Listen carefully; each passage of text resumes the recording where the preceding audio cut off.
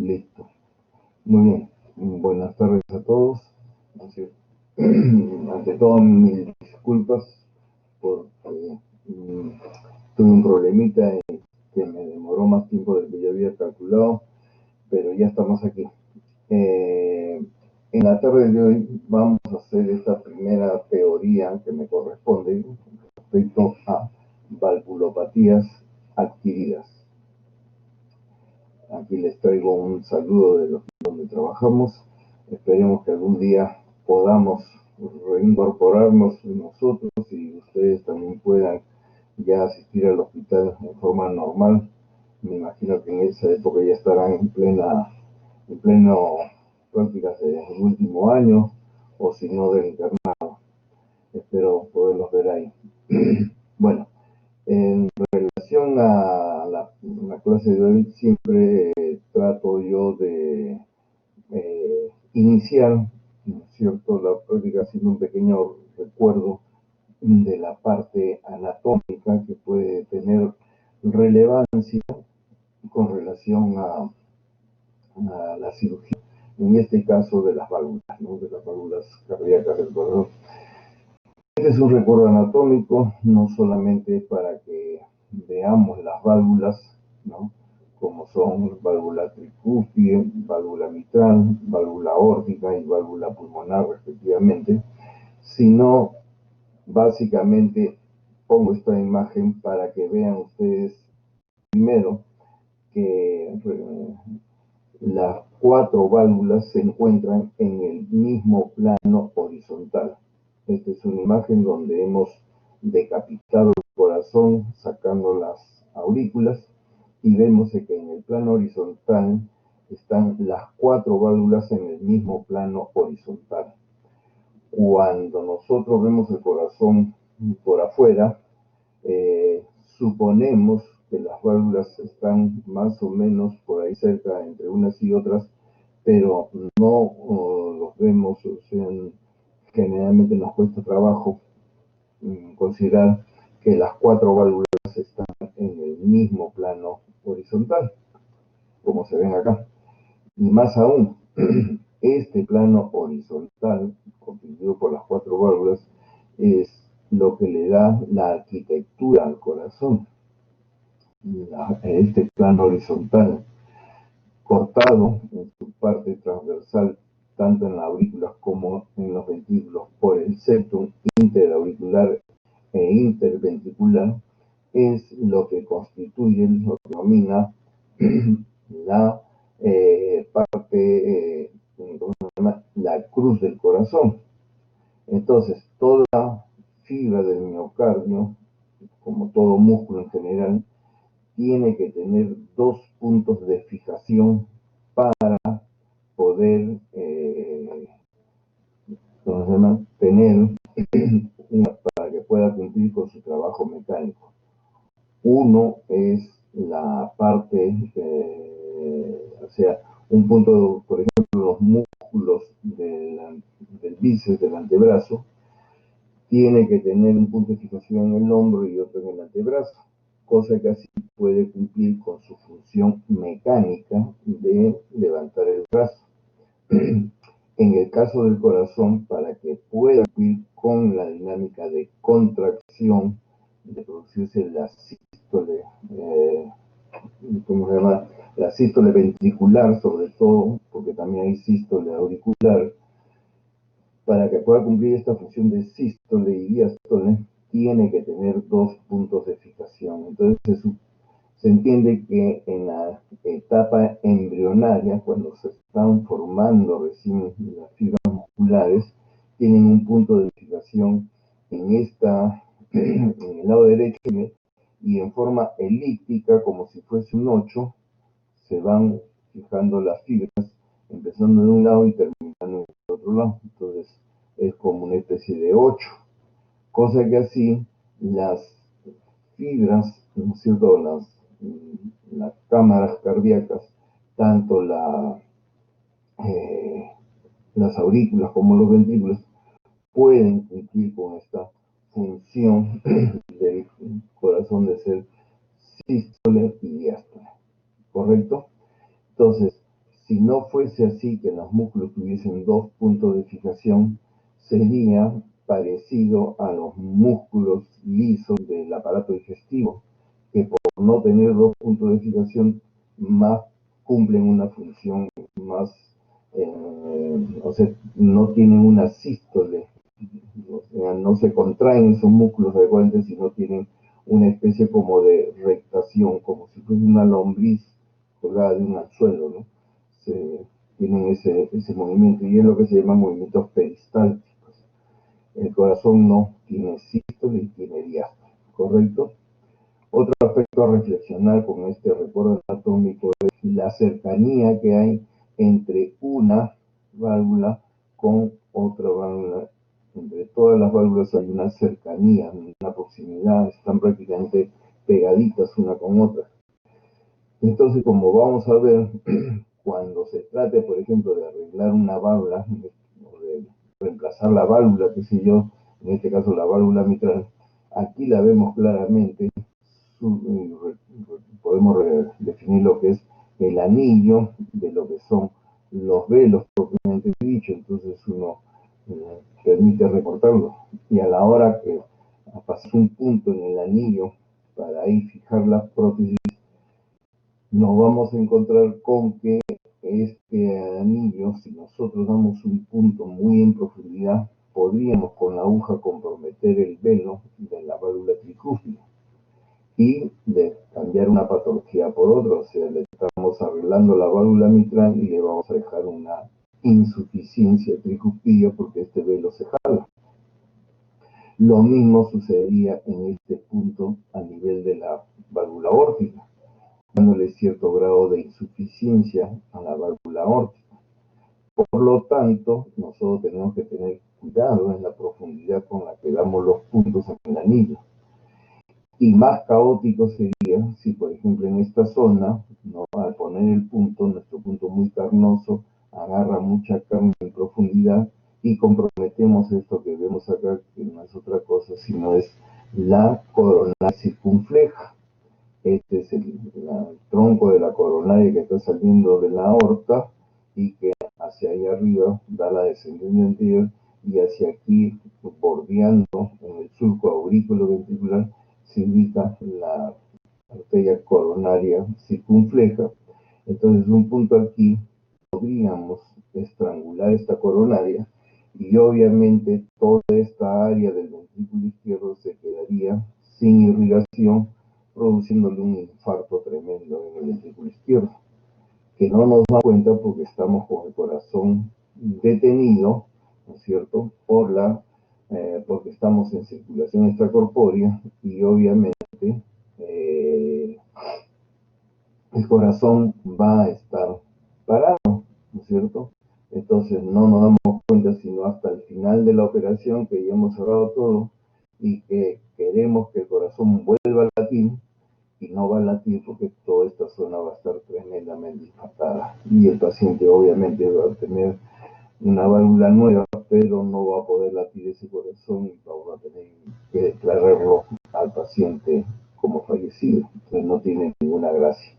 Entonces, vean ustedes la proximidad, como les digo, y lo que son la importancia de los anillos de las válvulas respectivas, mitral y aorta, que constituyen lo que es el plano horizontal del corazón y que le dan la arquitectura al corazón.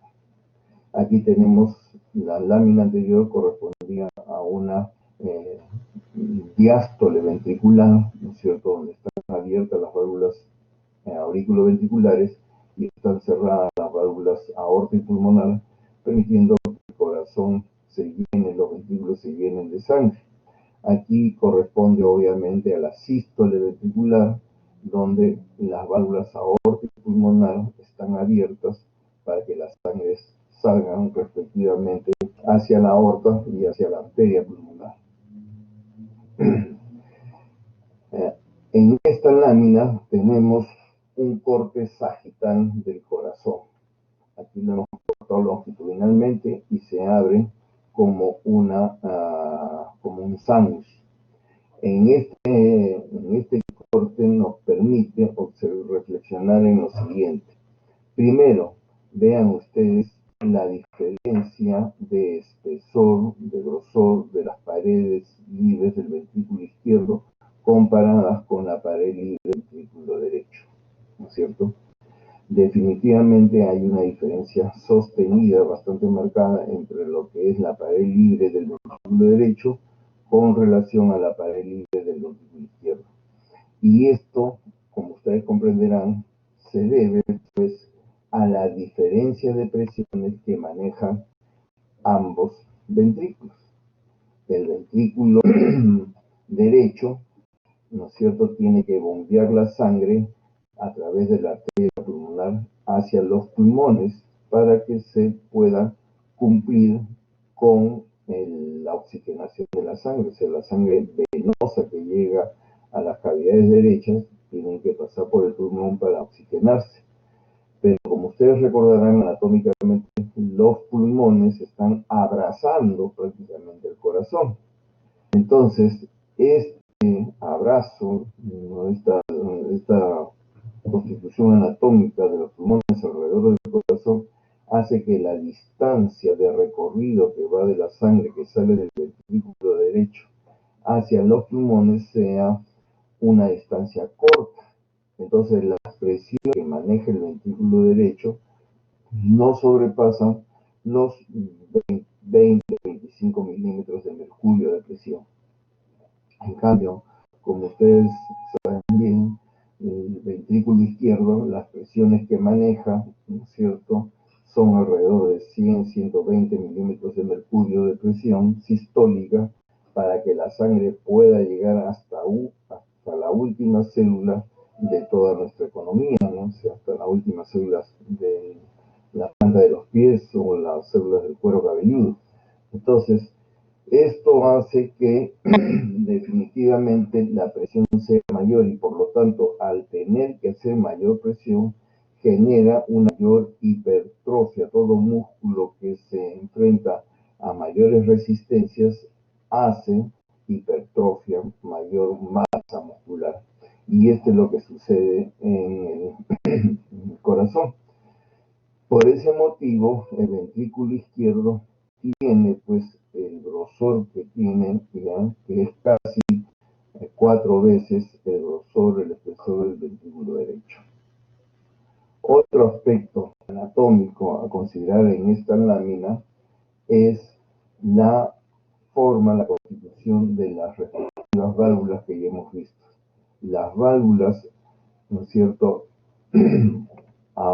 aorta y pulmonar son lo que se denomina como nidos de palomas, como las ven acá, ¿no es cierto? Son válvulas que cuando se produce la sístole ventricular, la presión de la sangre empuja las válvulas hacia arriba y las abre completamente.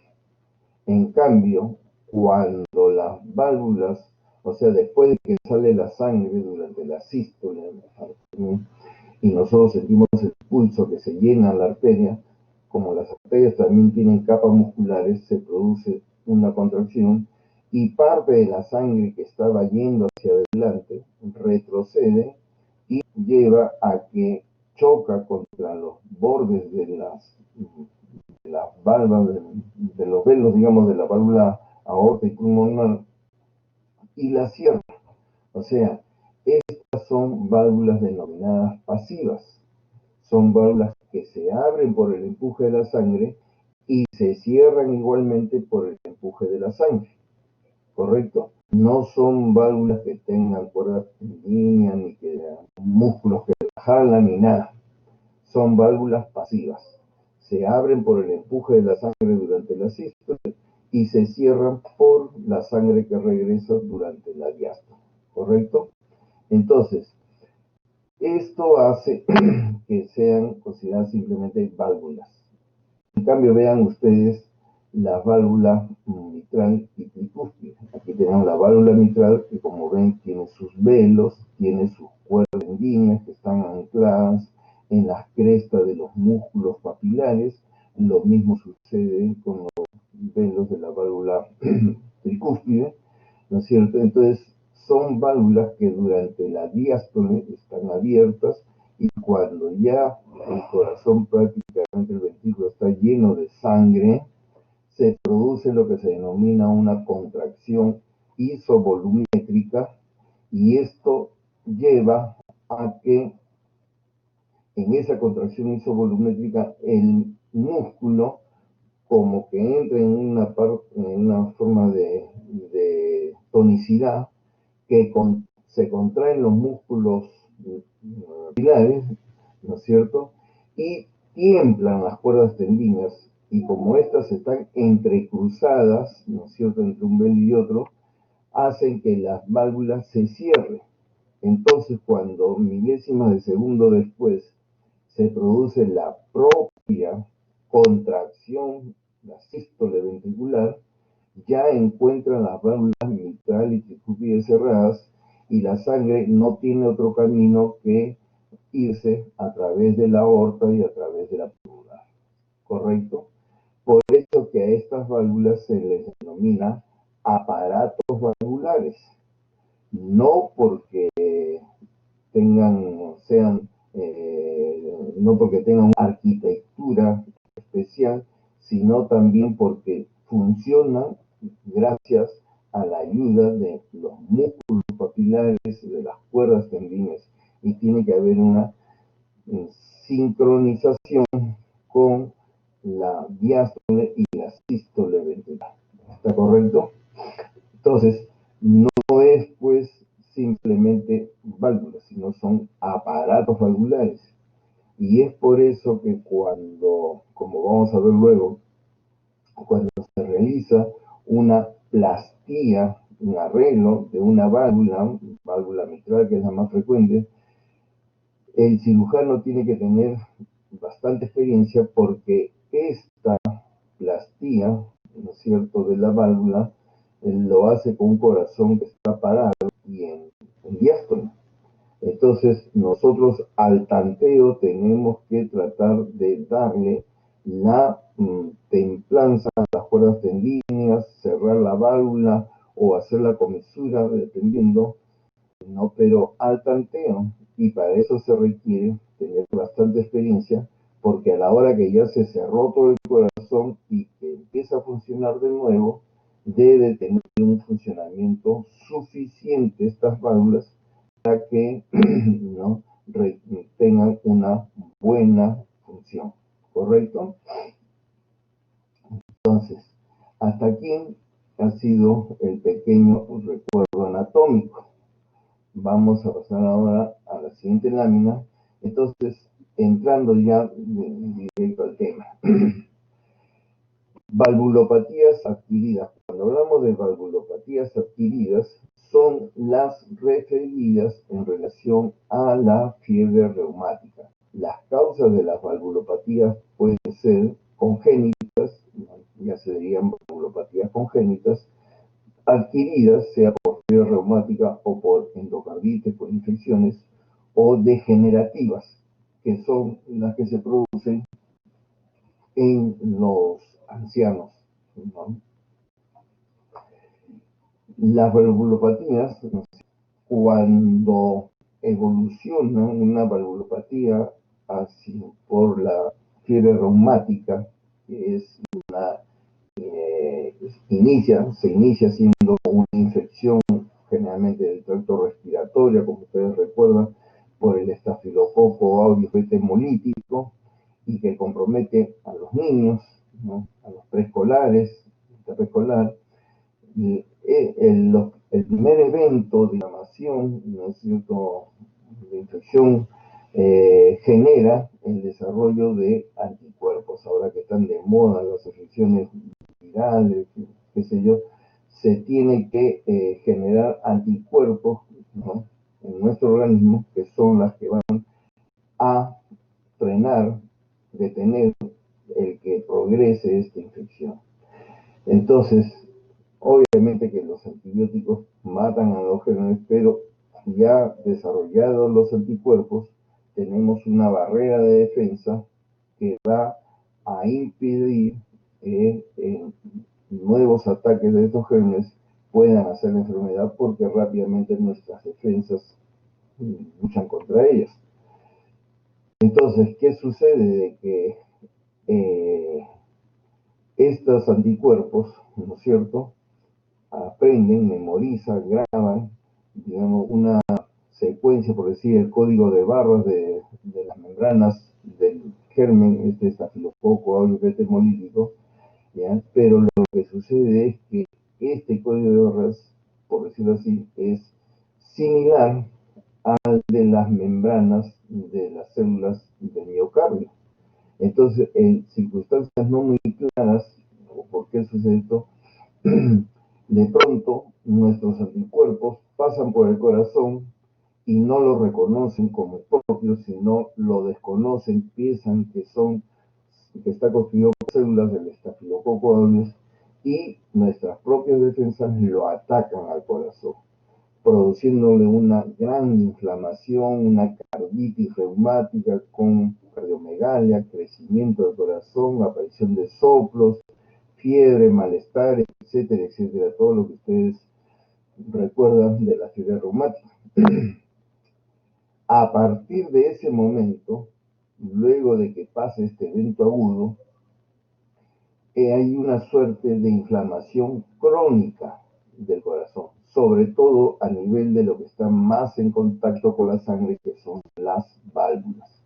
Entonces, en estas válvulas, con el tiempo, por esta inflamación crónica seguida de una fase de cicatrización, las válvulas se van edematizando, esclerosando, pegando, fracturando, etc. Si la válvula en el transcurso de años va a cerrarse, a pegarse las comisuras, va a terminar produciendo lo que se denomina una enosis valvular. Si por el contrario, las válvulas, en vez de pegarse, el anillo se dilata, el anillo se estira, o los mismos velos se esclerosan, se rompen, deja abierto un agujero, un orificio que ya no se cierra, ya no tiene capacidad para cerrarse completamente, y esto es lo que se conoce, como ustedes saben, como insuficiencia valvular. La más frecuente de todas las valvulopatías adquiridas es la estenosis de la válvula mitral, seguida ahora, en estos tiempos, por la estenosis aórtica. Y luego sigue la insuficiencia mitral y luego la insuficiencia aórtica. ¿Correcto?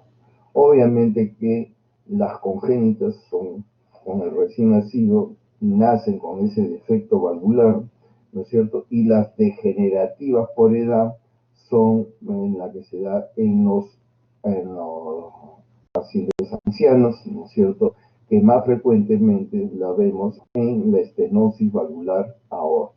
¿Claro?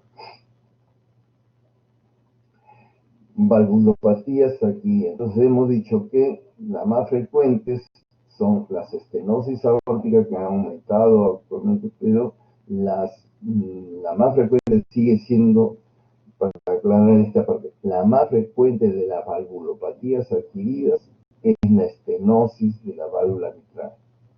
La estenosis aórtica ahora ha aumentado su incidencia, pero es la estenosis aórtica degenerativa, o sea, la que vemos en ancianos. ¿Está claro? La de origen por fiebre reumática sigue siendo la estenosis de la válvula mitral, ¿ya?, que es de la que vamos a hablar a continuación.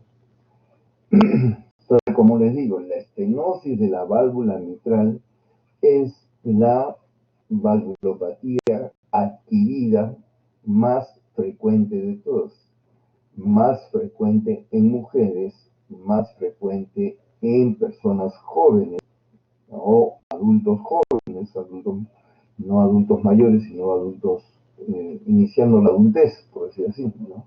Entonces, vamos a recordar algo de la fisiopatología de esta estenosis, como también de las siguientes valvulopatías, y al final ya hablaremos sobre el tratamiento quirúrgico, tratamiento de las mismas. Entonces, aquí tenemos, ¿no?, una representación esquemática, ¿no?, del corazón, del circuito circulatorio, y vemos que esta es la válvula mitral y que hay una estenosis. Entonces, esta estenosis de la válvula mitral va a generar, ¿cierto?, que cada día, conforme se va cerrando, empieza a haber mayor necesidad de fuerza, aparte de las paredes de la aurícula izquierda, ¿no es cierto?, para que la sangre pase durante la diástole ventricular, para que pase toda la sangre, ¿no es cierto? Entonces, en el momento de la diástole ventricular, la aurícula está haciendo pasar la sangre y es lo que se denomina la sístole auricular. Entonces, esta sístole auricular cada vez va aumentando la fuerza, o tiene que aumentar la fuerza para que la sangre pase a través de esta válvula que se está cerrando. Cuando esta válvula, cuyo orificio, ¿no es cierto?, tiene un área promedio de 3 centímetros, cuando este orificio llega a 1/3 de su tamaño, o sea, cuando llega a 1 centímetro o menos de 1 centímetro, se inician los síntomas. Y los síntomas, no sé, el síntoma principal de la estenosis de la válvula mitral es la disnea. Y esta disnea se produce justamente porque al haber mayor presión en la aurícula izquierda, genera también que haya una presión en contra del flujo de la sangre que está viniendo por la vena pulmonar, haya una resistencia. Y esta resistencia hace que la sangre se acumule primero en el capilar venoso pulmonar, después en el capilar arterial pulmonar, y finalmente esta resistencia hace que escape líquido al intersticio de los alvéolos, ¿no?, y que finalmente termine entrando ese líquido al alvéolo y lo llena de líquido y lo congestiona, ¿no es cierto? Como normalmente estamos todo el día con el tórax de posición vertical, sea que estemos de pie o que estemos sentados, siempre estamos con el tórax en posición vertical, todo lo primero que se congestiona son las bases pulmonares. Las bases de los pulmones se van congestionando, y conforme avance esta congestión hacia arriba, es que nosotros vamos a sentir, ¿no es cierto?, la disnea. Entonces, un paciente empieza a notar la disnea cuando hace primero grandes esfuerzos.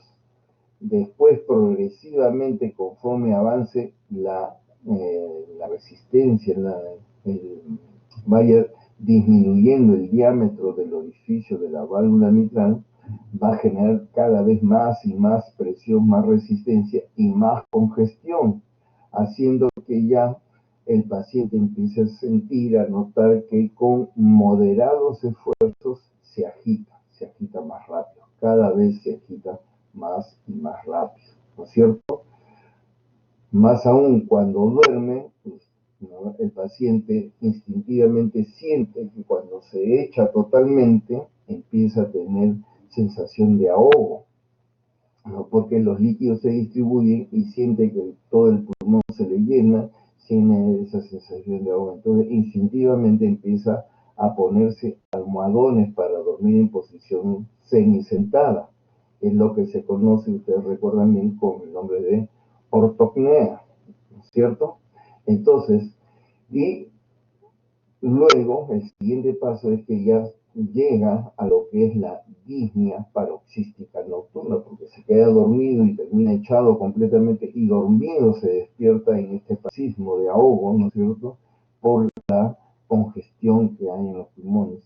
Entonces, pero ¿cuál es el otro problema con esta congestión? De que estos capilares están tan hipertensos, tan rechonchos de sangre, que el paciente tose y algo de sangre va a través de los alvéolos de estos capilares, produciendo que el paciente tenga hemoptisis.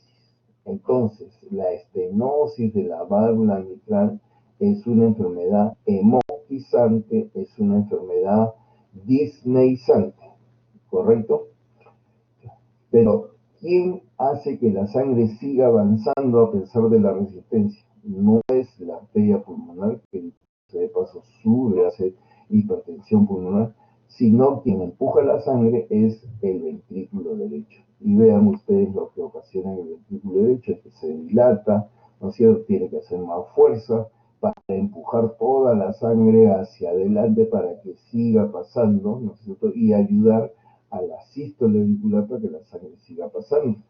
Entonces, sube tanto la presión en el ventrículo derecho, en la arteria pulmonar, que en un momento dado las válvulas tricúspides se tornan insuficientes. Válvulas que de por sí son medias rudimentarias, estas válvulas que son bien lábiles se tornan insuficientes y obviamente la sangre se va a regresar a la aurícula derecha.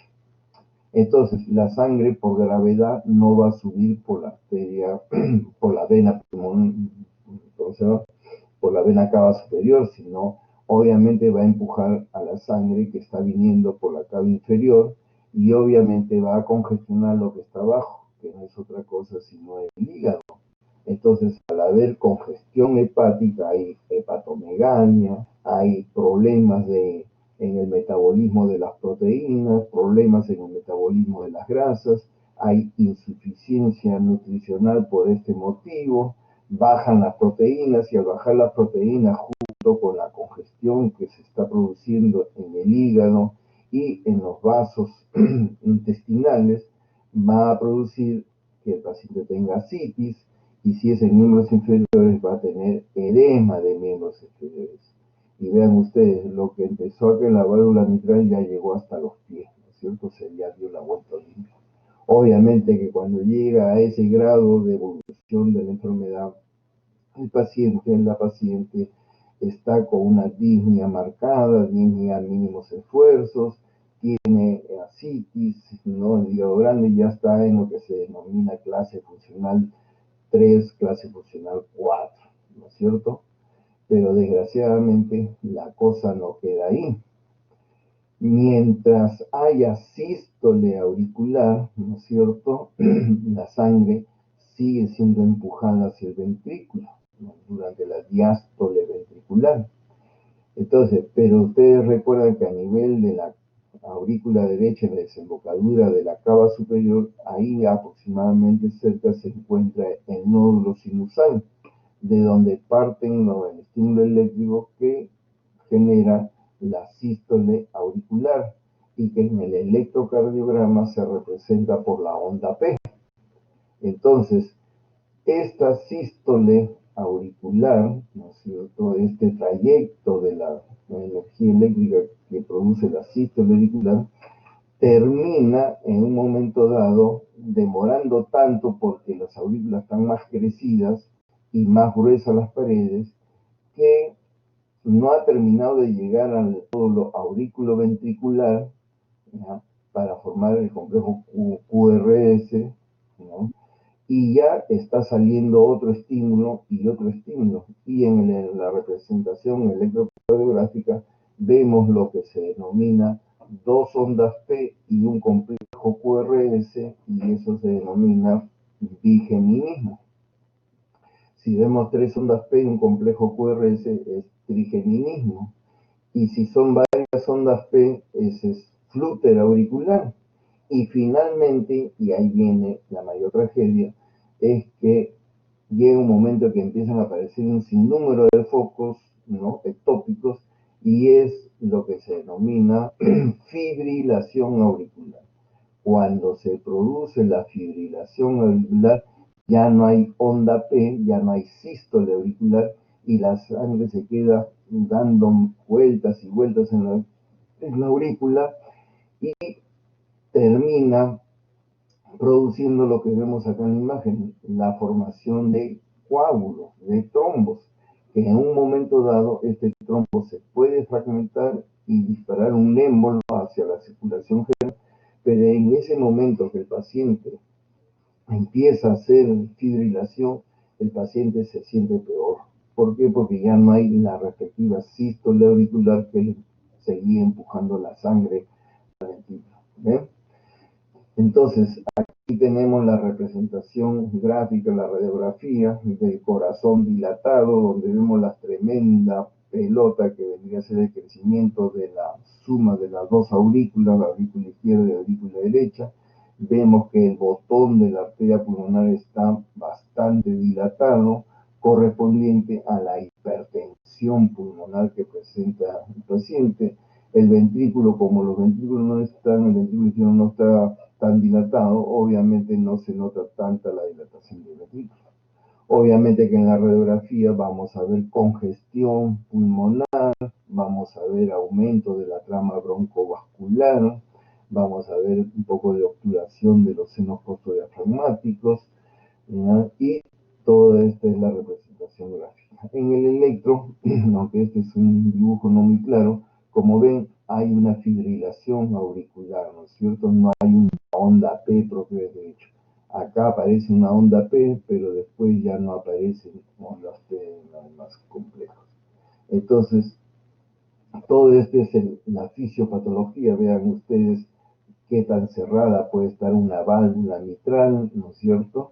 ¿Ya? Y este es un dibujo de lo que es una evidencia radiológica. Antes, cuando no existía la ecocardio, no había tanta difusión de ecocardio, definitivamente los cardiólogos, los residentes de cardiología, tenían que solicitarle al paciente una teleradiografía de corazón y grandes vasos, que es parecida a la radiografía de tórax, solo que se toma con el paciente mirando de frente el tubo de rayos X y al paciente a una distancia de 1,5 metros del tubo de rayos X, y al paciente no le piden que haga inspiración profunda ni nada, simplemente se para y dispara, porque lo que se va a ver en la radiografía es la representación del tamaño del corazón.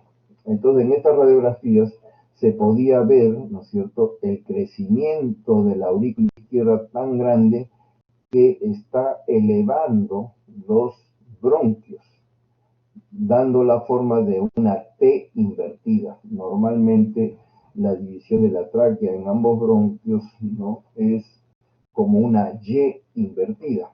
Acá es una T invertida por la elevación de estos bronquios por el crecimiento de la aurícula. Y al paciente en posición de lateral izquierdo generalmente, se le daba a tomar una sustancia de contraste a base de bario, ¿no es cierto? Y esto a la hora que pasó por el esófago se le tomaba la radiografía y se evidenciaba que este esófago estaba totalmente comprimido por el crecimiento de la aurícula izquierda. Y eso, como ven, al estar el esófago comprimido, el paciente tenía dificultad para tragar alimentos, y eso hacía que su estado de desnutrición por el mal metabolismo hepático que ya hemos conversado se acentuaba más, justamente porque no podía pasar alimentos sólidos, tenía que pasar, o tiene que pasar alimentos licuados, ¿no?, alimentos blandos. Entonces se agravaba más su desnutrición, llegando a lo que se denomina caquexia cardíaca. ¿Está claro? Entonces, vean ustedes en estas imágenes la cantidad de coágulos que se llegan a formar en la orejuela, próximo a la válvula, ¿no es cierto?, sobre la misma válvula, la cantidad de trombos que hallamos. Obviamente que estas son piezas de anatomía patológica, ¿no?, pero en sala de operaciones vemos con toda, o sea, casi siempre que hay presencia de trombos en la orejuela, ¿no?, que están partiendo de la orejuela, así. Y el problema es ese, que muchas veces estos trombos generan la formación de émbolos, como les decía, y que se disparan a cualquier parte del organismo. Puede producirte un infarto cerebral, ¿no?, que es lo que más frecuente vemos. Puede producirte un infarto del miocardio, un infarto renal, un infarto mesentérico, ¿no es cierto?, una obstrucción arterial periférica aguda. Vean ustedes, ahí tienen verán el tema del seminario de mañana, ¿no? Síndrome isquémico agudo de miembros inferiores, ahí la causa de este problema, ¿no? Entonces, la estenosis mitral, su etiología más común sigue siendo la enfermedad reumática, ¿no es cierto?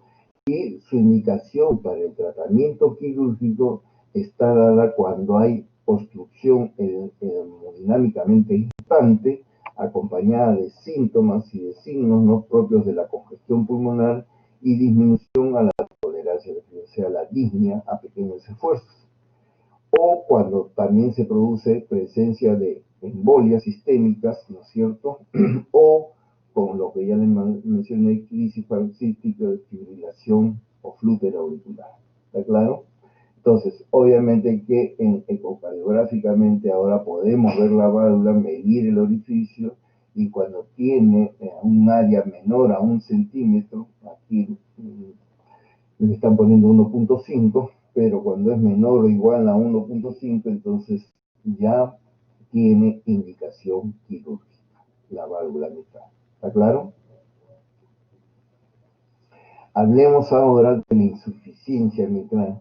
La insuficiencia mitral es una valvulopatía mejor tolerada. Al no haber resistencias al paso de la sangre de la aurícula al ventrículo izquierdo, definitivamente no hay ninguna resistencia, más aún es un tremendo orificio que está abierto. El problema es que durante la sístole ventricular, parte de la sangre que debería irse toda por la aorta, parte de esta sangre se regresa a la aurícula. Pero como las paredes de la aurícula son buena masa muscular, ¿no es cierto? Un poco de sangre extra que se regresó del ventrículo hacia la aurícula no le genera ningún problema, se contrae y todo va hacia adelante. Siguiente latido, parte se regresa y así, ¿no? Va y regresa, va y regresa. Entonces, condicionando que en cada retorno, ¿no es cierto? Después de una sístole, retorno la sangre a la aurícula, entonces con la sangre que está devenida, lo que condiciona es lo que ven acá. Crecimiento de la aurícula. Crece, crece y crece hasta que ya llega a un punto máximo de resistencia. Al llegar a ese punto de resistencia, recién ahí empieza a haber hipertensión intraauricular, o sea, genera mayor presión, y esta ya se transmite recién a la vena pulmonar y al capilar venoso y capilar arterial pulmonar. O sea, los síntomas se van a dar igual la disnea, pero más tardíamente. O sea que más tiempo la paciente está en disnea a grandes esfuerzos, si no, no siente nada. ¿Verdad? Aparentemente su corazón está normal. Muchas veces estos pacientes jóvenes relativamente, ¿cierto? Por una radiografía que se toma y que le ven el corazón así de grande, es que recién ahí, ¿no?, reparan, porque el radiólogo, el médico radiólogo informa que hay cardiomegalia, ¿no?, y crecimiento de la aurícula, entonces recién ahí se detecta la presencia de la enfermedad, o porque al paciente por un chequeo igualmente le ocultan y le encuentran un soplo durante la sístole ventricular, y es un soplo de regurgitación, y por lo tanto recién ahí se descubre que tiene esta insuficiencia, esta valvulopatía. ¿Está claro? Entonces, esta es una patología que es mejor tolerada, tarda mucho más en el tiempo, y lo único que vemos son complejos que en el ventrículo nos indican de que hay sobrecarga de volumen, nada más. Por lo demás es muy raro que llegue a la gran hepatomegalia, a la insuficiencia. ¿Está claro? O sea, es una patología mejor tolerada y muchas veces es un hallazgo. Vean ustedes, por ejemplo, esta es una válvula que probablemente estaba yendo a la estesis porque hay calcificación, y en un momento dado se ha fracturado, se ha roto, dejando un hueco, ¿no? Esta es una insuficiencia mitral marcada, ¿está claro? Estenosis aórtica. La estenosis de la válvula aórtica, igual que la estenosis de la válvula mitral, la estenosis aórtica, se produce porque se cierra el orificio de apertura de la válvula aórtica, condicionando que el ventrículo izquierdo tenga que hacer mayor fuerza para ir venciendo esta resistencia. Entonces, poco a poco, gradualmente va aumentando la presión intraventricular en relación a la presión de la aorta. O sea, si el paciente normalmente tiene 110 de presión sistólica en el brazo, ¿cierto? Intraventricularmente, para vencer la resistencia, la presión va aumentando de 130, 140, 150, 160. Entonces, la relación entre la presión del ventrículo izquierdo y la presión de la aorta, esa gradiente de presión, ¿no es cierto? Cuando es más de 50 milímetros de mercurio, es que el paciente ya tiene generalmente sintomatología o ya tendría indicación quirúrgica. ¿Está claro? ¿Y cuáles son los síntomas propios de esto? Los síntomas van a estar en relación a la misma, a las áreas más riesgosas de que no le llegue sangre en forma adecuada. Una es el cerebro y otra es el propio corazón. Entonces, me explico. Normalmente, por la gran hipertrofia del ventrículo, ¿no? A pesar de que el paciente pueda no tener enfermedad coronaria aterosclerótica, va a haber momentos en que si el paciente hace un esfuerzo y el corazón late más rápido y con mayor fuerza, ese corazón, ¿no es cierto?, va a producir, va a requerir mayor aporte de sangre. Y a pesar de que las coronarias están limpias, no le puede llegar mayor aporte de sangre porque por la válvula no pasa más sangre. Por más que quiera, no puede pasar más sangre. Por lo tanto, va a haber un desbalance relativo y este corazón va a empezar a sufrir como si tuviese una angina, una insuficiencia coronaria. ¿Está claro? Y ese es uno de los principales síntomas, la angina pectoris, a pesar de que el paciente no tenga enfermedad coronaria. Y el otro síntoma es, ¿no es cierto?, conocido como síncope. El síncope, el cerebro tiene la particularidad que no tolera las bajas de flujo circulatorio, no lo tolera. Por lo tanto, tiene que haber una perfusión constante del flujo arterial cerebral.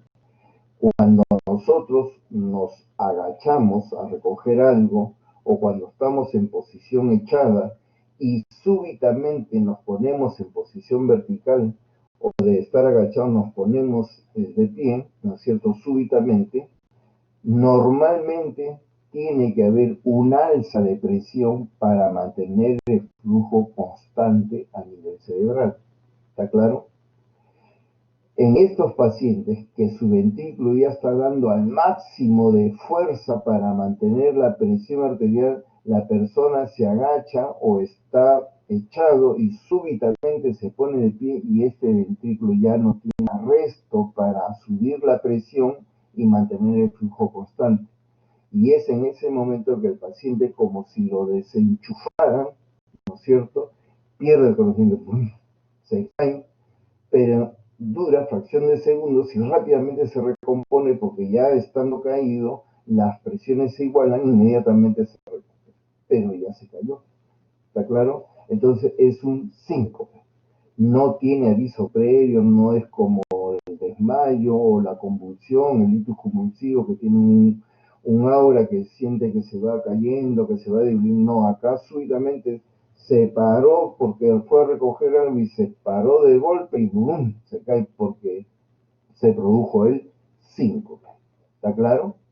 Entonces, esos son los dos síntomas en relación a la estenosis de la válvula aórtica, la angina pectoris y el síncope.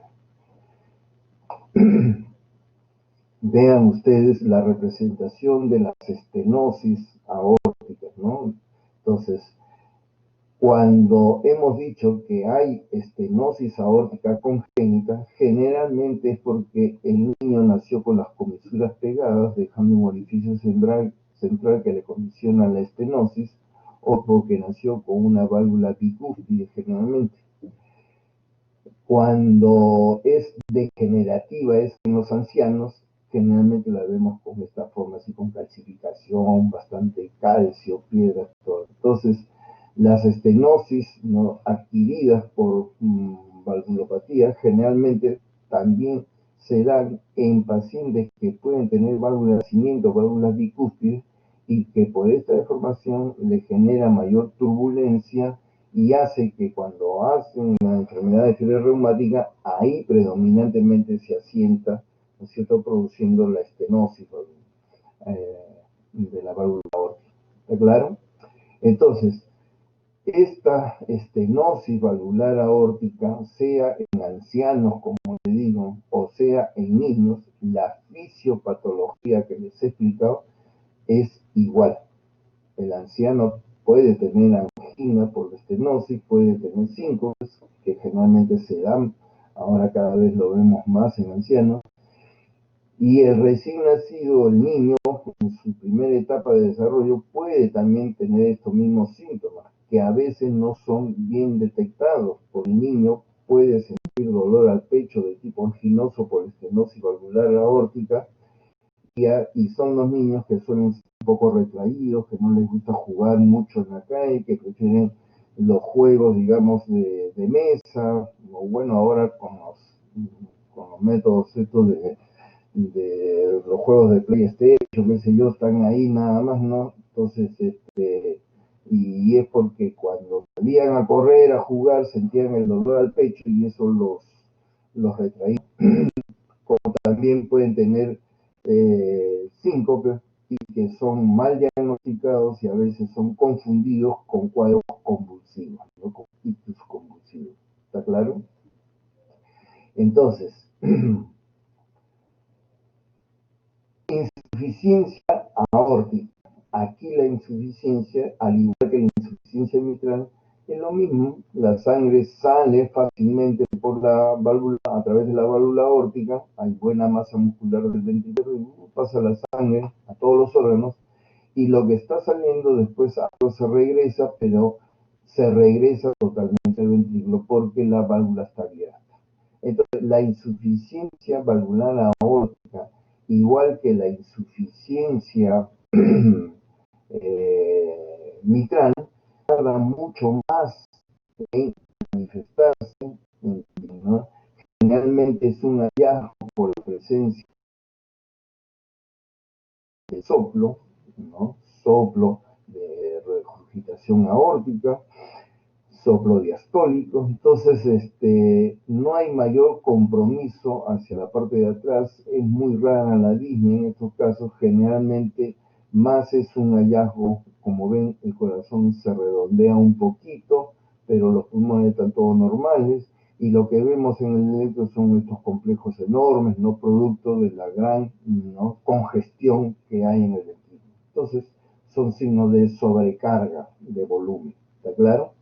Entonces, generalmente es una valvulopatía también bastante mejor tolerada, obviamente, que la estenosis, y no hay síntomas relacionados propiamente dicho. No hay angina, no hay síncope, ¿no es cierto? Puede haber un poco de disnea, pero ya por bastante dilatación, congestión del corazón. ¿Está claro? Vean ustedes la imagen de una válvula insuficiente, valvular aórtica insuficiente.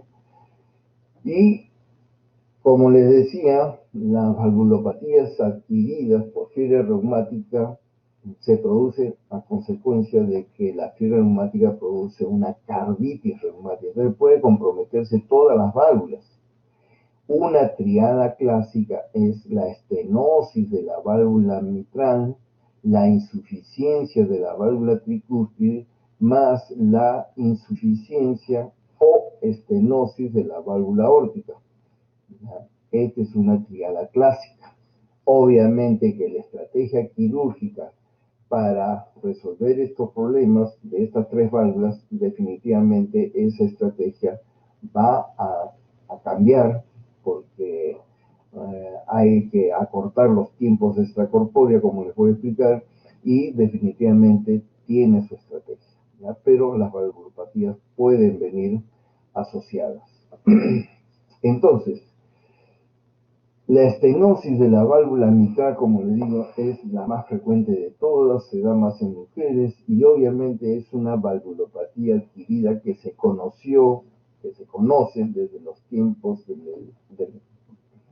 la Edad Media, tiempos en que por las guerras que sucedían en Europa, ¿no es cierto?, los médicos de esa época, de Edad Media y entrando a la Edad Moderna, ¿no?, en la época de la Revolución Industrial, todas estas cosas, había muchas epidemias, pandemias, había bastantes infecciones, la fiebre reumática se daba frecuentemente en los niños y obviamente los adultos jóvenes llegaban con estas manifestaciones clínicas que hemos visto en la estenosis mitral y los médicos de esa época que también eran cirujanos y que abrían cadáveres, etcétera, etcétera, ¿no es cierto?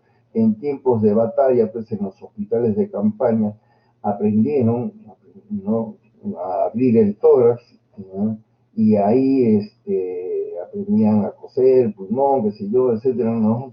Pacientes que, sobre todo los generales, los oficiales de los batallones de guerra, que eran heridos, todas las armas en esa época pues, apuntaban al tórax, ¿no? La lanza, la espada, la daga, el cuchillo, la flecha, etcétera, etcétera, todo apuntaba al tórax. Entonces, los cirujanos en esas épocas no fue aprendieron. Y en tiempos de paz, estos médicos que veían a las pacientes, pues, mujeres jóvenes, ¿no?, que venían todas caquéticas, pues, ahogándose con un tremendo abdomen lleno de líquido, lo demás, cuando morían les hacían la autopsia y llegaron a darse cuenta de que había pues un problema en la válvula mitral. Entonces, no se sabe en qué momento, no se sabe cuándo, ni qué médico, ¿no?, fue el primero que se le ocurrió la brillante idea de que a una de estas pacientes prácticamente en situación pre-mortem, ¿no?, le abrió el tórax, que lo habían aprendido a abrir muy bien en los campos de batalla, ¿no? Le abrió el tórax, vio la cara lateral del corazón y se le ocurrió la brillante idea de hacer una jareta en la orejuela izquierda y por ahí introducir el dedo y abrir con el dedo la válvula mitral. Y con ese motivo resolvió el problema de la válvula mitral, ¿no es cierto? Y realizó lo que se denomina la primera comisurotomía mitral digital transauricular. Y para sorpresa de él mismo y de todos los médicos de esa época, al abrirle ahí, reemplazó la estenosis de la válvula mitral, la abrió por completo la válvula y la paciente empezó a descongestionarse sus pulmones y de clase pre-mortem, clase funcional 4, pasó a 3, a 2 y la paciente ya se levantó y la disnea mejoró y todo mejoró y, como se dice, abrió un campo nuevo, ¿no?, en lo que es la cirugía cardíaca. Obviamente que se siguió haciendo, ¿no es cierto? Ya en el siglo, a principios del siglo XXI, definitivamente ya habían los hospitales, todo, como digo, en toda Europa empezaron a operar en forma digital y después también en Estados Unidos. Y en el Instituto Karolinska en Bélgica, ¿no es cierto?, el doctor Tax desarrolla este aparatejo con el cual, introduciendo el dedo y metiéndolo por la punta del ventrículo, lo lleva hasta atravesar el orificio de la válvula mitral y ahí, al apretar estas manivelas, no se abren estas y cortan las comisuras, ¿no?, en la válvula. Entonces, con lo cual la cosa se hizo más generalizada y todo. Esta es la técnica de comisurotomía mitral transventricular con el dilatador de TAPS, ¿no es cierto? Estas técnicas cerradas, si bien es cierto, fueron efectivas y fueron una revolución en su momento, definitivamente se usaron hasta los años 90 prácticamente en nuestro país, 1990 y tantos por ahí, pero son técnicas cerradas, o sea, nadie sabe realmente lo que está sucediendo adentro, ¿no? Y solamente aquel que tiene metido el dedo es el único que más o menos siente, y al tanteo abre la válvula, ¿no?, o la rompe con el dilatador de TAPS, etcétera, etcétera.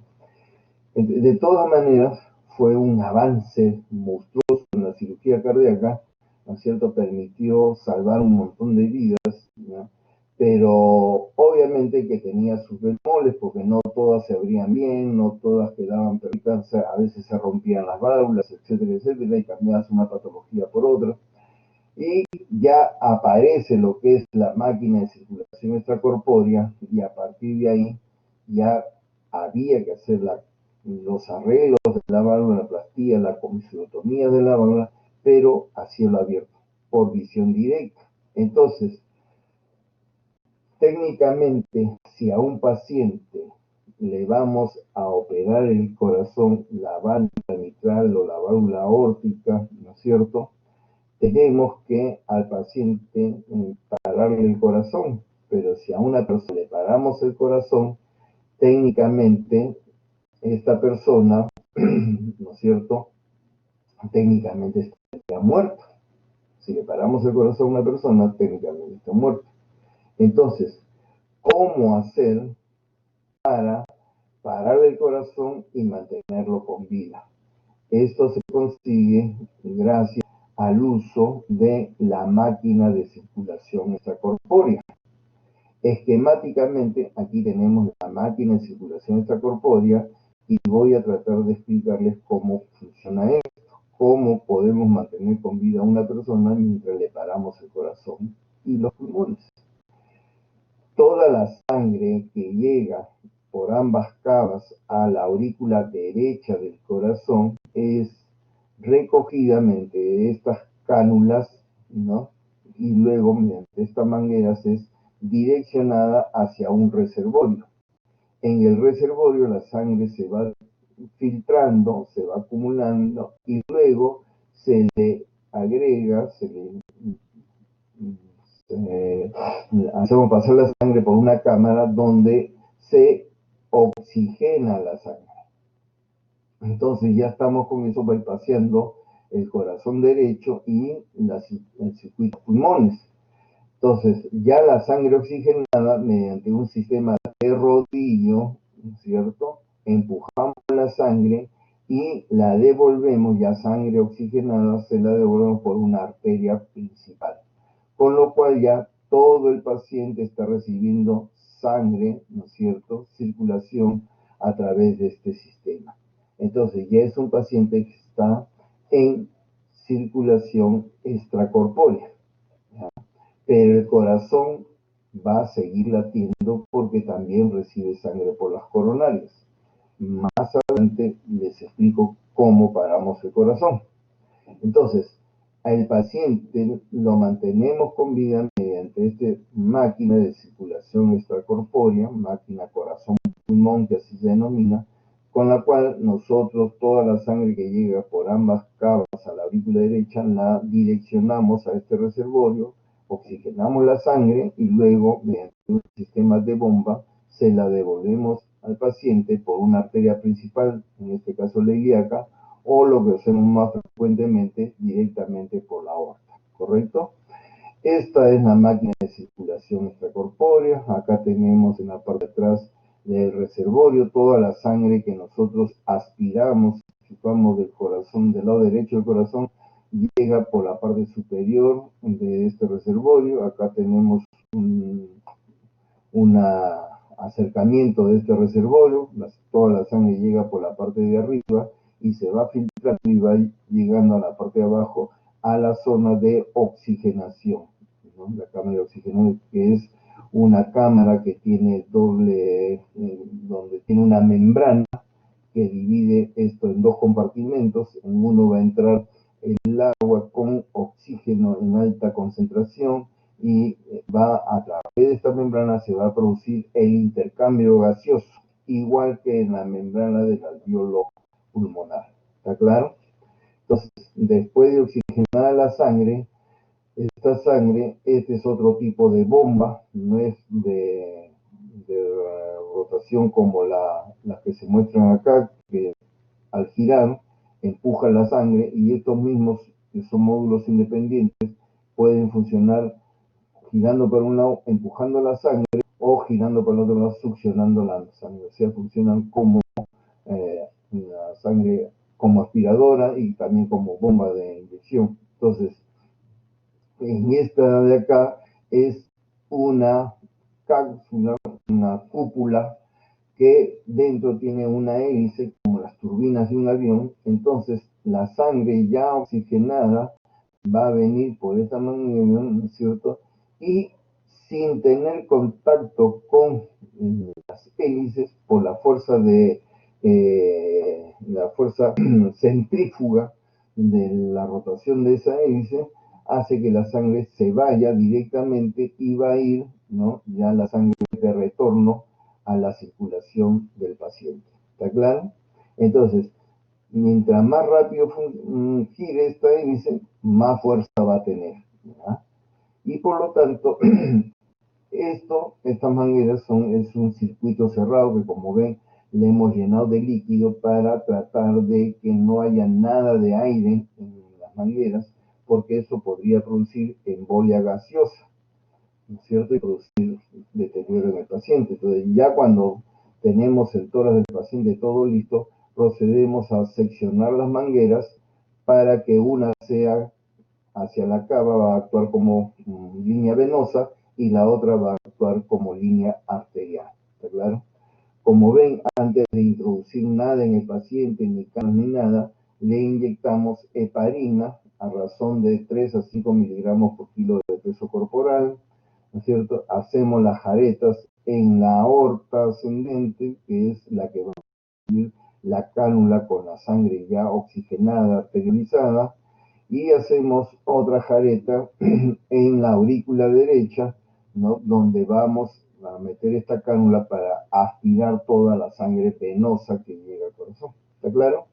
Entonces, cuando ya tenemos la cánula en la aorta y ponemos la cánula en la aurícula derecha, ¿no es cierto?, que va dirigida hacia la cava inferior, y que ya estamos listos para entrar en extracorpórea, obviamente que se inicia la extracorpórea, pero el corazón va a seguir latiendo, porque también le entra sangre por las coronarias, o sea, la sangre que viene por esta cánula a la aorta también va a ir por las coronarias al corazón, y el corazón va a seguir latiendo. Trabajar con un corazón que se está contrayendo definitivamente es un poco engorroso. Entonces, más aún, tenemos que abrir la aurícula o abrir la aorta para cambiar las válvulas. Definitivamente es un poquito difícil. Entonces, ¿qué hacemos? A esta altura vamos a colocar un plan arterial en toda la aorta, y por debajo de ella le vamos a colocar esta aguja, ¿no es cierto?, la cual, o a través de la cual vamos a preparar su propia sangre del paciente oxigenada. La vamos a preparar, ¿no es cierto?, agregándole potasio. Entonces, juntamos 200, 300 centímetros cúbicos de esta sangre, a veces litros, le inyectamos el potasio y luego se la pasamos por esta aguja. Al haber un clan en esta zona, ya no va a haber circulación coronaria, ¿no es cierto? Entonces, pero por hipoxia no lo vamos a parar el corazón, porque si no lo estaríamos produciendo un infarto masivo del corazón. Luego de poner el clan, ponemos la aguja y a través de la aguja le pasamos esta sangre con potasio. Y es lo que se denomina cardioplejía anterógrada, que va a ir, ¿no?, como la válvula aórtica está cerrada, en esta cámara va a ir toda la sangre por las coronarias a irrigar solamente el corazón y le vamos a producir al corazón una parada cardíaca en diástole, ¿correcto? Con lo cual, ya el corazón, entonces ahí está la cánula, esta es la cánula venosa, y esta es la cánula arterial que está debajo del plan que no se llega a ver acá, y que le hemos ido ya la parada cardíaca. Este es otro tubito que va a ir dirigido a través de la aurícula derecha hacia el seno coronarial, con la cual durante la cirugía le pasamos su propia sangre, también con potasio, y lo mantenemos al corazón siempre bien nutrido, porque está recibiendo su propia sangre, bien oxigenado, porque es sangre oxigenada, y con potasio para que se mantenga totalmente quieto.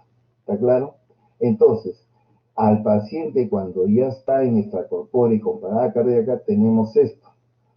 Cualquiera que ve este monitor, vemos que hay un trazado electrocardiográfico que dice 0.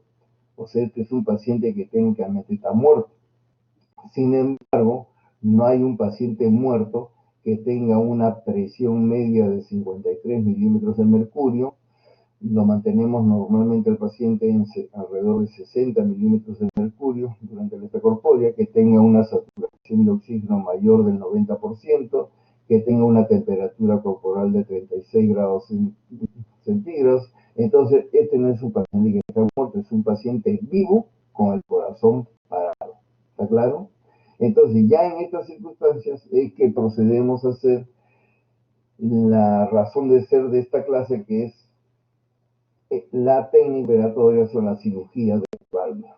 Entonces, hemos tenido que hacer todo este preámbulo de 1 hora para llegar a esto.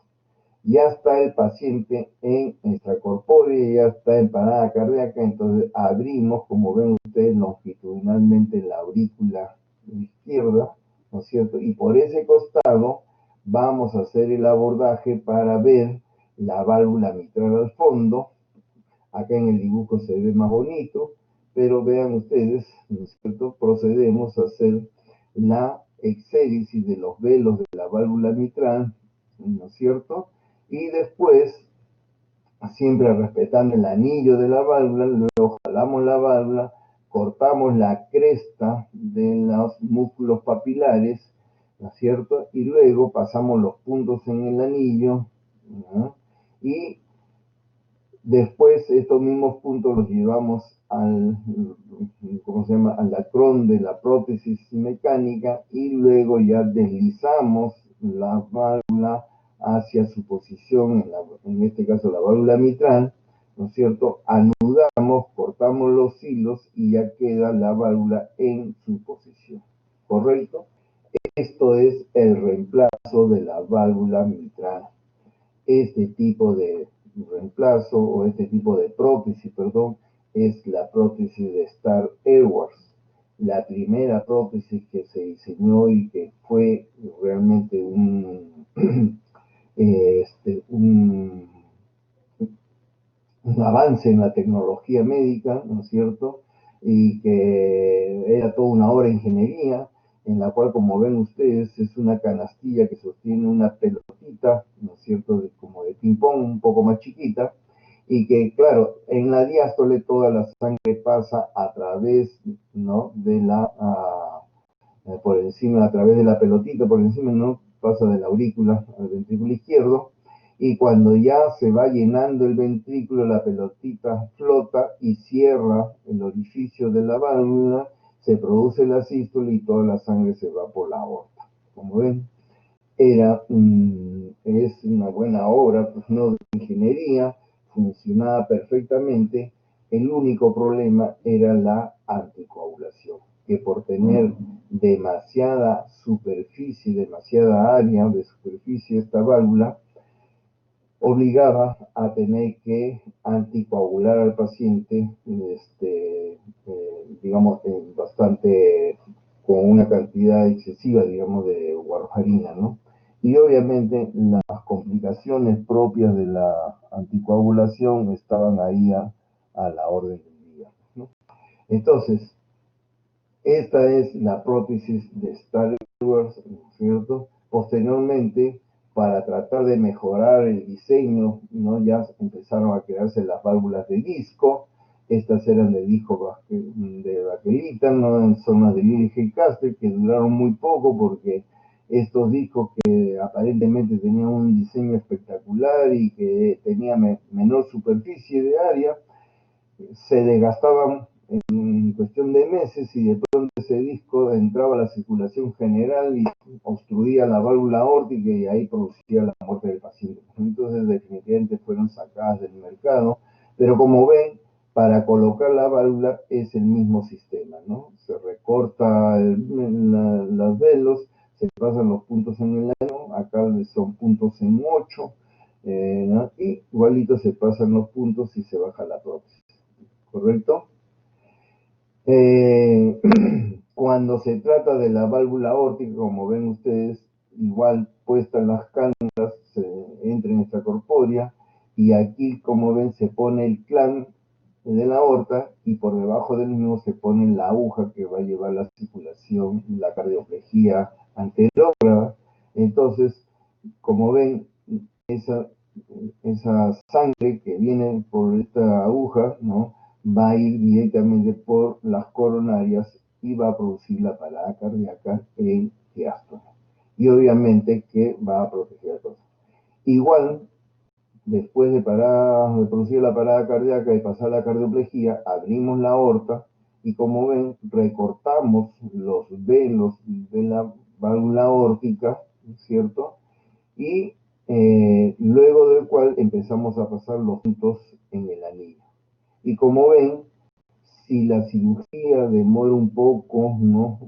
Vemos que estamos tardando, le podemos, aparte de la cánula que hemos puesto en la aurícula derecha para la circulación retrógrada, ¿no? Cardioplegía retrógrada, le podemos pasar estas mangueritas por el ostium de las coronarias y pasarle cardioplegía anterógrada directamente por el ostium de las coronarias. ¿Está claro? Entonces, después de pasados los puntos en el anillo, se pasan los puntos en la prótesis, igualito se desciende la prótesis y luego se cortan los puntos y luego ya se procede a realizar la aortografía. ¿Está claro?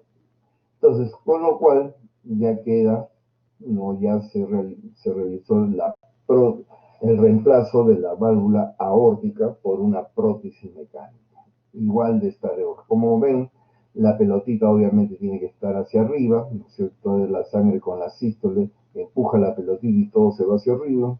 Y cuando ya termina de salir la sangre, la pelotita cae y cierra la válvula. ¿Está claro? Les decía que cuando son tres válvulas, obviamente la estrategia tiene que variar un poco porque definitivamente hay que tratar de acortar los tiempos de circulación extracorpórea. La circulación extracorpórea puede mantener a un paciente durante la extracorpórea 1 hora, hora y media, 2 horas, y en este tiempo no hay mayor evidencia de daño, de deterioro de todos los órganos por la extracorpórea. Cuando los tiempos pasan 2 horas y media, 3 horas, 4 horas, definitivamente va a haber repercusión en todos los órganos de la economía, principalmente pulmones, riñones, cerebro, ¿correcto? Entonces, la idea es acortar los tiempos de circulación extracorpórea. Y cuando se tratan de tres válvulas, la estrategia quirúrgica es esta, ¿no? Se abre la aurícula derecha, ¿no es cierto? Ahí están las cánulas que están hacia el cabo inferior y cabo superior, y a través de las aurículas derechas vemos acá la válvula tricuspidia, a través del septum interauricular lo abrimos y vemos la válvula mitral. Entonces, primero trabajamos la válvula mitral, la recortamos, pasamos los puntos en el anillo y luego hacemos la ortotomía y hacemos el tratamiento de la válvula aórtica. Entonces, la bajamos ambas válvulas casi en simultáneo, por primero una, bueno, después la otra, pero tratando de que las dos lleguen a encajar porque como son hay mucha proximidad entre una válvula y otra, como vimos en la primera lámina. Definitivamente, si de una válvula la amarramos todo y después queremos meter la otra y no llega a bajar porque hay algo que la está obstruyendo, definitivamente tenemos problemas. Entonces, antes de amarrar los puntos, descendemos una válvula, descendemos la otra, después ya la amarramos y procedemos a hacer la aortografía. Después cortamos los puntos de la válvula mitral, ¿no es cierto? Y hacemos el cierre del septum interauricular, y ahí tenemos, ¿no?, cerrado el septum interauricular y cerrada la aorta. Y luego ya procedemos a trabajar la válvula tricúspide. En esta lámina se ha puesto una prótesis. Esto ya no se hace desde hace muchos años porque se ha visto que a nivel de la válvula pulmonar hay mucha generación de trombos. Entonces lo que se hace simplemente es plastía de la válvula pulmonar. ¿Está claro? Perdón, de la válvula tricúspide. ¿Ya? Se hace plastía de la válvula tricúspide. Entonces, estas son las válvulas que han ido evolucionando en el tiempo, las prótesis, ¿no es cierto? La de Star Edward primero, luego las de disco, la de monodisco, la de Josh Shiner, y actualmente usamos estas válvulas de doble disco. Como ven, cada vez se han ido sofisticando más los diseños de la válvula, cada vez son más hemodinámicas, tienden a tener flujo central y todo esto. Pero el detalle es que a pesar del mejor diseño de las válvulas, de todas maneras es un cuerpo extraño, metido dentro del corazón, en contacto directo con la sangre, y hay un rechazo contra estas válvulas. Y por lo tanto, la sangre en contacto con estas prótesis le va a generar la formación de trombos. Entonces, en línea general, en pacientes jóvenes que tienen valvulopatías adquiridas, se trata siempre de preservar su propia válvula, hacer una plastía. En forma genérica, la estenosis de la válvula mitral, ¿no es cierto? Al cortar las comisuras, le devolvemos su funcionamiento y eso se llama comisurotomía mitral. Si es una deformación, una insuficiencia de la válvula mitral, entonces en forma genérica, la plastía de la válvula mitral, como decir la cirugía plástica cosmetológica, igual acá la plastía de la válvula mitral, involucra achicar el anillo, coser los velos, ponerle puntos de tracción a las cuerdas tendíneas, ponerles ligas para que reemplacen a las cuerdas tendíneas, etcétera, etcétera. Entonces, todo eso, en forma general, es la plastía de la válvula mitral. Entonces, en un paciente joven, ¿no es cierto?, que viene, siempre se trata de preservar su propia válvula para no tener que anticoagular.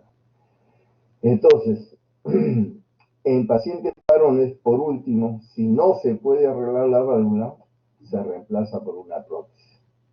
Pero en pacientes mujeres jóvenes, que como hemos dicho son las más frecuentes en hacer la enfermedad, obviamente que muchas de estas mujeres ansían la maternidad. Y si nosotros de frente le ponemos una de estas prótesis mecánicas, así sean la más nueva, ¿no es cierto?, de todas maneras va a tener que estar anticoagulada. Y la anticoagulación es teratógena, o sea que la paciente no va a poder ser madre, no va a poder ser embarazada. ¿No? Entonces, ¿cómo hacer para estas pacientes mujeres jóvenes que ansían la maternidad, que si bien es cierto están en la plenitud de su edad económicamente productiva, también están en la plenitud de su edad reproductiva y ansían la maternidad? Entonces, ¿qué hacer con estas pacientes? La estrategia siempre es tratar de preservarle su propia válvula, pero si la válvula está tan deteriorada que no se puede salvar, obviamente hay que reemplazarle la válvula, pero no por esta prótesis mecánica, sino por una prótesis biológica. Estas prótesis biológicas son hechas de pericardio bovino, de pericardio porcino, y como ven, tienen la semejanza de una válvula aórtica y que se colocan igual. Se abre la aorta, se recortan los velos, se pasan los puntos y luego se pasan los puntos por el anillo de la prótesis, se baja la prótesis, se amarra y ya queda la válvula en posición. ¿Ven? Esta es una válvula biológica, hecha de pericardio porcino, pericardio bovino. Animales que son criados en cautiverio con todos los cuidados para que no tengan ninguna infección y que va a permitir que sean sacrificados a una edad temprana, ¿no? Y que se les extraiga el perico con todo cuidado y luego en laboratorios con todo el cuidado se haga cada una de estas válvulas, ¿no? Sea con pericardio porcino, como les digo, pericardio bovino, para ser usadas en estas cirugías, ¿no es cierto? Entonces, con eso, ¿no? La solución al problema. Pero, como se dice, nada hecho por el hombre es perfecto. Estas válvulas de pericardio porcino, pericardio bovino, tienen un tiempo de duración, un tiempo de vida promedio de unos 8 a 10 años. Entonces, en estos pacientes que tienen, ¿no es cierto?, este tiempo que se requiere que se les ponga estas válvulas, definitivamente, ¿no?, vamos a tener que hacer una estrategia para poder, ¿no?, hacer el hecho de ponerle una válvula biológica que tiene esta duración. Entonces, si la paciente ansía la maternidad, como le digo, entonces se le pone su prótesis biológica y se le dice, ¿no?, que más o menos tienes un promedio de unos 8 a 10 años para que tengas tus 6 hijos y después de ello retornas al hospital para hacerte una nueva cirugía y reemplazarte esta válvula biológica por una válvula protésica definitiva. Las prótesis valvulares, ¿no es cierto?, mecánicas tienen una duración promedio de 25 a 30 años.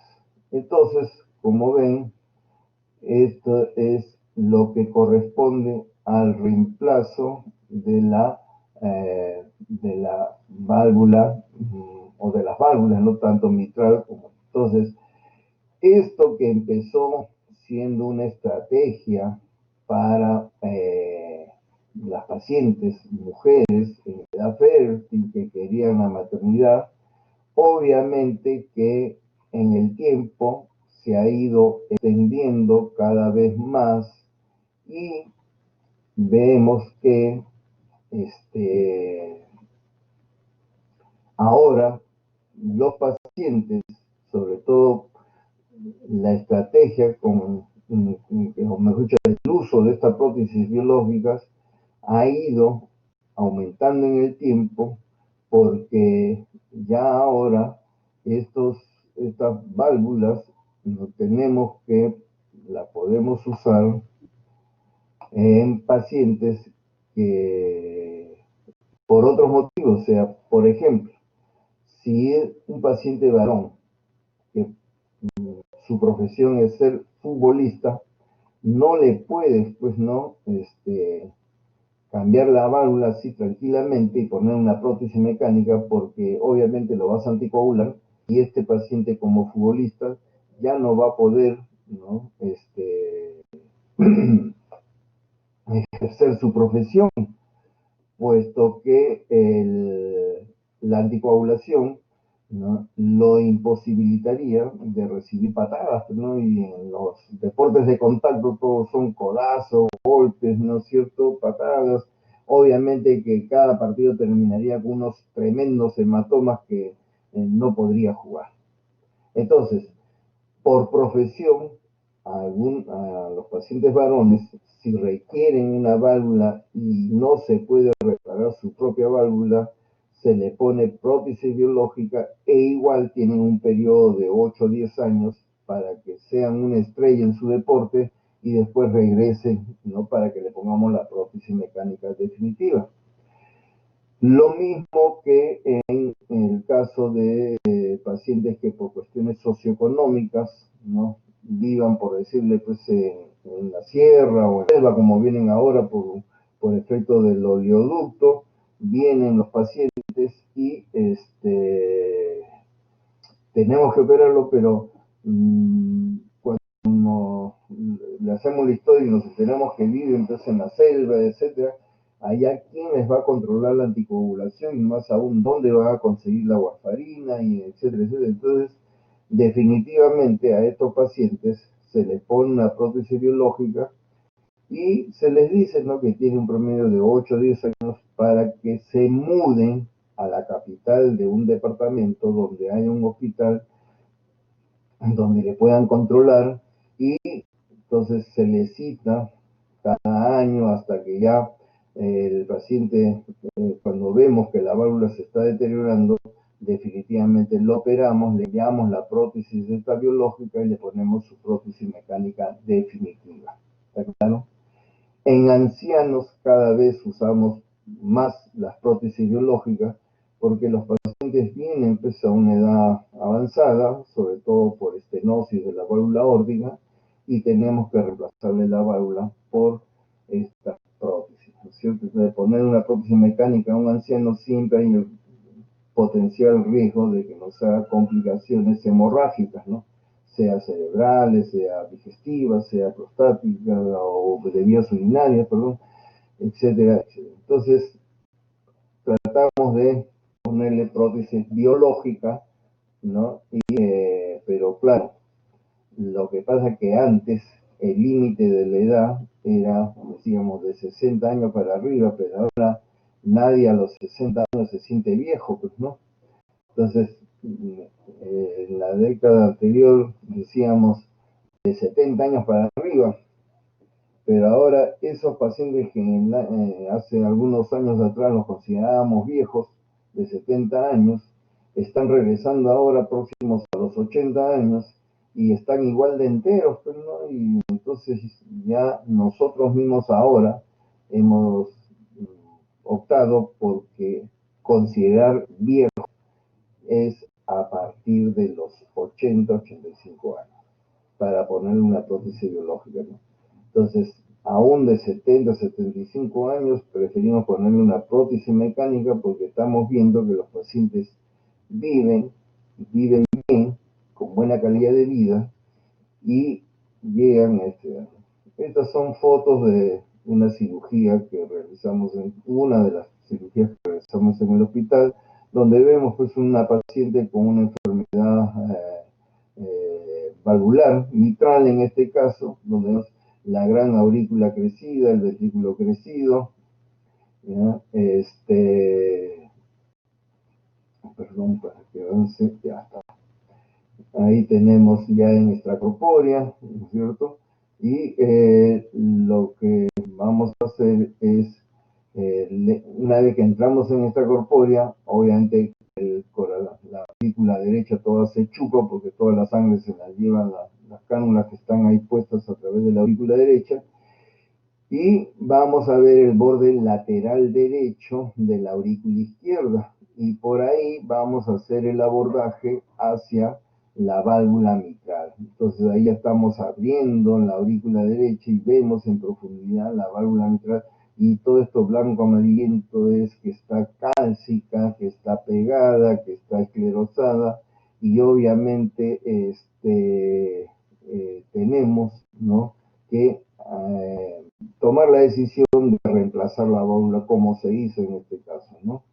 Obviamente pretender darle forma a esas rocas de calcio definitivamente ya no va, tenemos que reemplazarla. Entonces, como ven, una vez seccionada ya toda la válvula, respetando siempre el anillo, tratamos de pasarle los puntos en el anillo de la válvula, ¿no es cierto?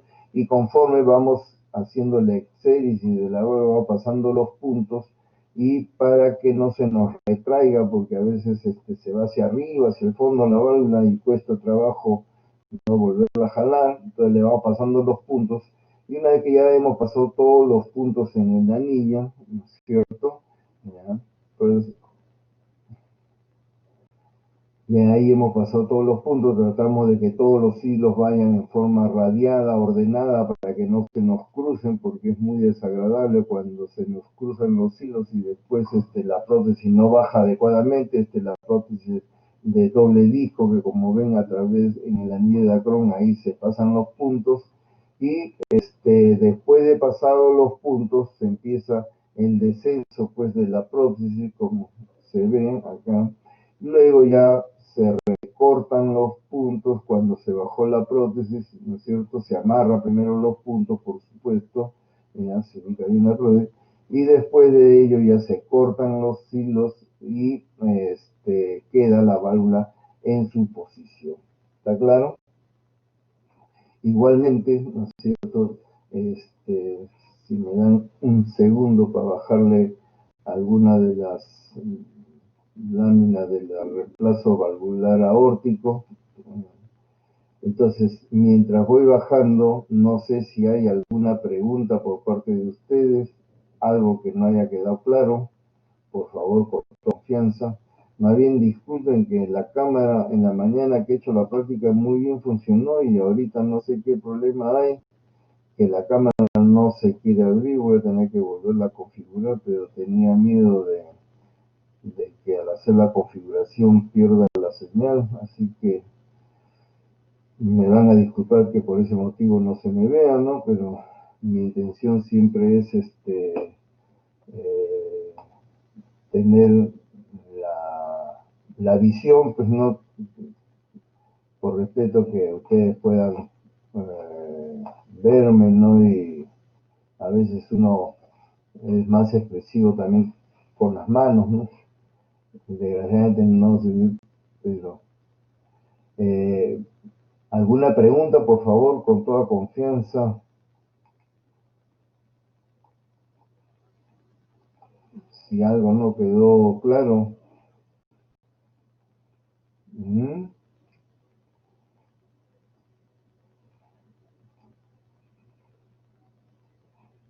¿Están ahí o a lo mejor ya se cansaron de escucharme?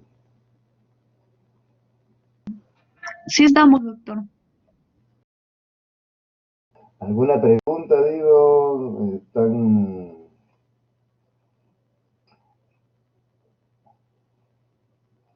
ya dos fotos más?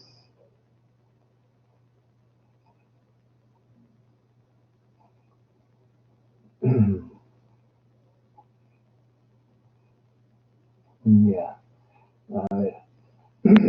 Aquí les voy a pasar las fotos de ahora del reemplazo, de un reemplazo valvular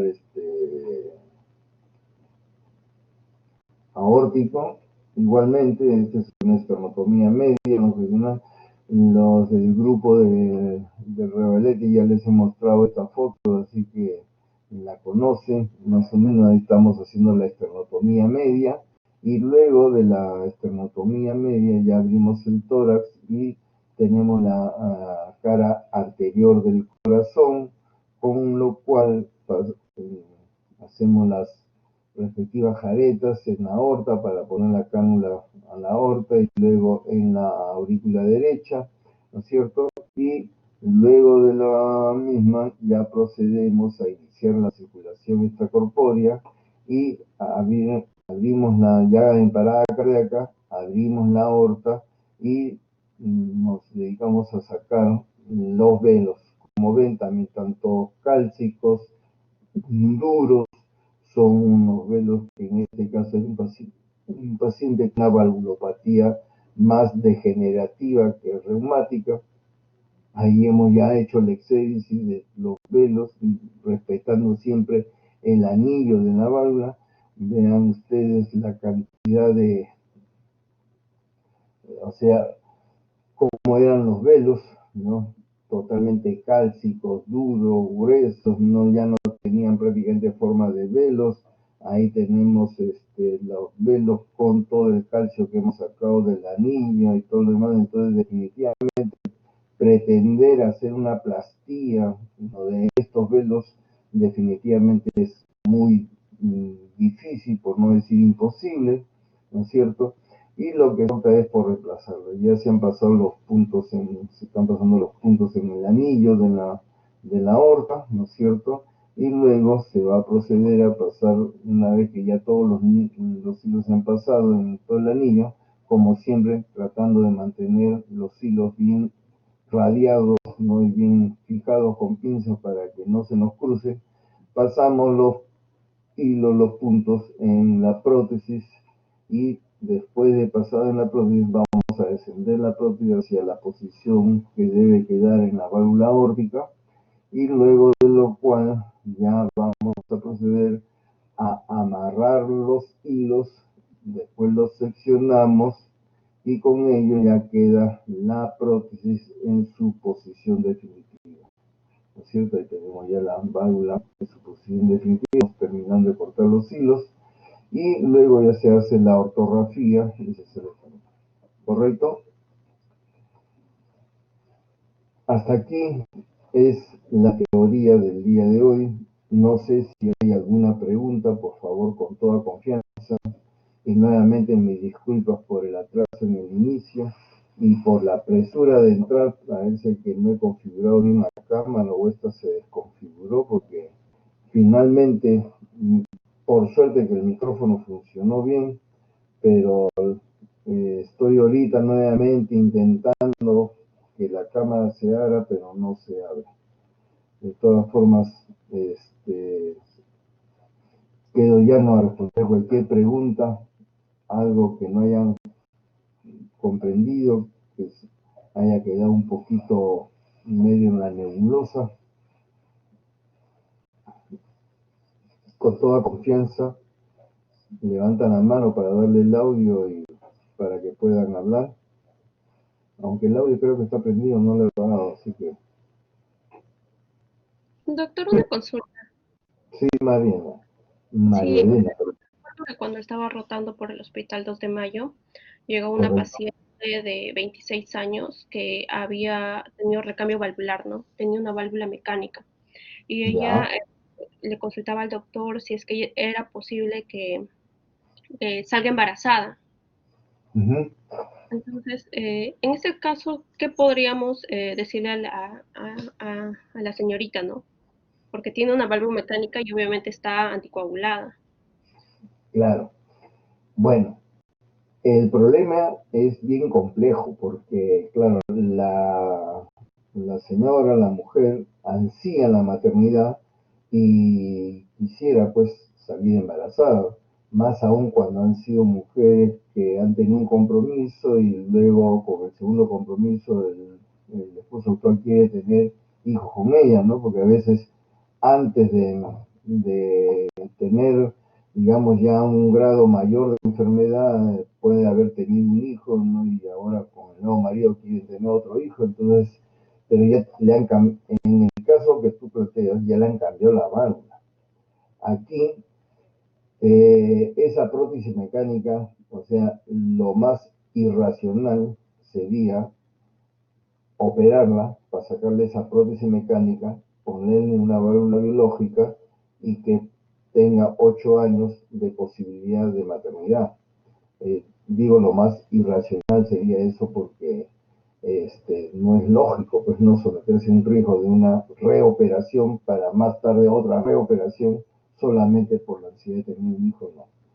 En algunos casos de pacientes con prótesis mecánica que, a pesar de que se les dijo que se cuiden, no salieron embarazadas, a estas pacientes las hemos manejado hospitalizadas durante todo el embarazo. Se les suspende la anticoagulación inmediatamente, ¿no es cierto? Ni bien se entera de que está embarazada, se les suspende toda la anticoagulación, y operada, mejor dicho, y hospitalizada, y con microdosis de anticoagulantes de heparina fraccionada, ¿no es cierto? Se le trata de manejar y con un control bien de cerca, tanto ginecológico, obstétrico, cardiológico, etcétera, etcétera. Y prácticamente todo el embarazo lo lleva a hospitalizar. Al primer signo de que el embarazo no está yendo bien, sea porque ha habido microhemorragias prácticamente desde la etapa embrionaria y ya el producto de eso no está desarrollando adecuadamente, o porque tiene ya esto, digamos, abortamos la que siga con la gestación, ¿no?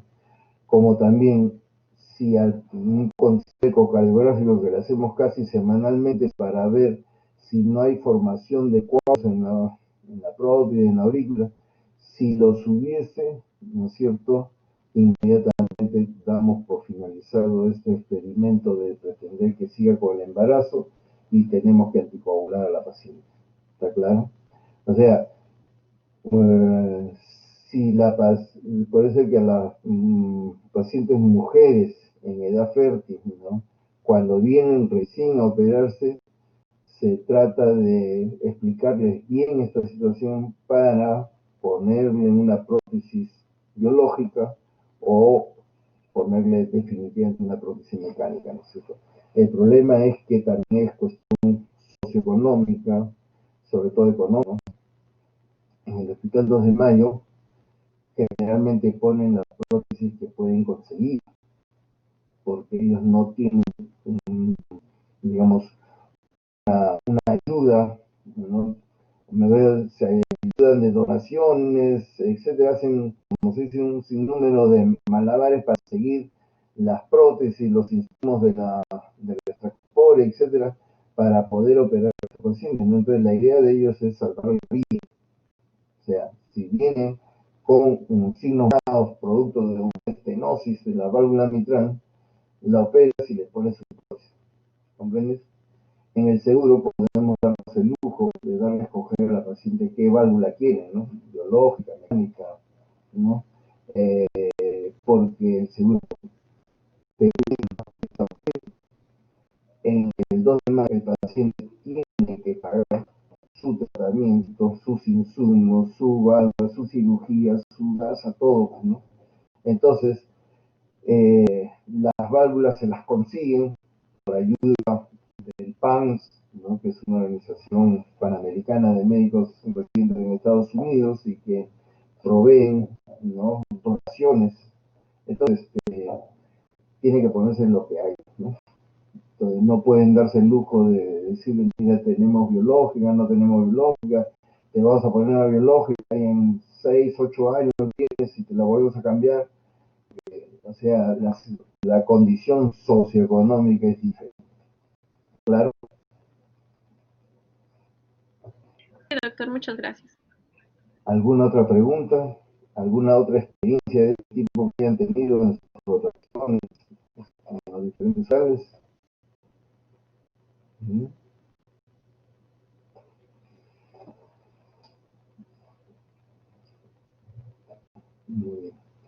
Bueno, no hay preguntas. Nuevamente mis disculpas por el problema técnico de no tener la cámara disponible. Mis disculpas por el inicio de la clase, ¿no? Y bueno, muchísimas gracias por su atención. Para el próximo jueves tengo la siguiente teoría, que es sobre enfermedad coronaria.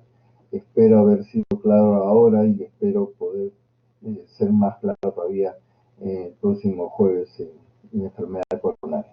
Muy bien, gracias por su atención y su paciencia. Ya nos estamos viendo.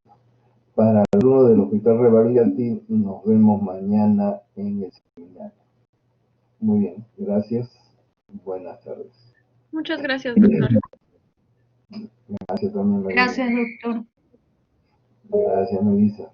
Muy bien. Gracias a todos.